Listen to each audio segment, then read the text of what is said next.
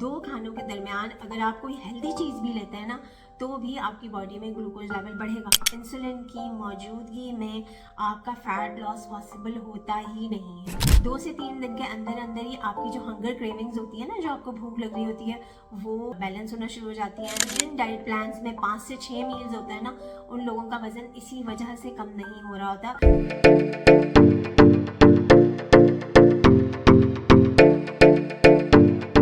अस्सलाम वालेकुम, welcome back to my channel. This is doctor Sadia Shaikh. Snacking क्या है?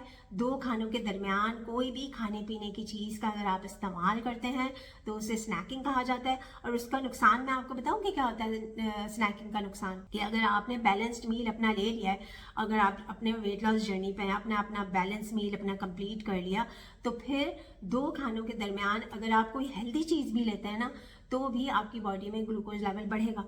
ठीक है। और उस ग्लूकोज लेवल को बैलेंस करने के लिए, उस ग्लूकोज को सेल्स में भेजने के लिए हमारी बॉडी में इंसुलिन की प्रोडक्शन होती है। और इंसुलिन जो होता है ये फैट स्टोरिंग हार्मोन होता है, यानी ये फैट को स्टोर करता है। इंसुलिन की मौजूदगी में आपका फैट लॉस पॉसिबल होता ही नहीं है। ये उस वक्त आप इस्तेमाल करें ब्लैक टी या ब्लैक कॉफ़ी जब आपको कोई डाइजेस्टिव इश्यूज ना हो, एसिडिटी के कोई इश्यूज ना हो। ठीक है। तो ये तो मैंने आपको बता दिया कि स्नैकिंग के क्या नुकसान होते हैं और स्नैकिंग ना करने का फ़ायदा क्या होता है।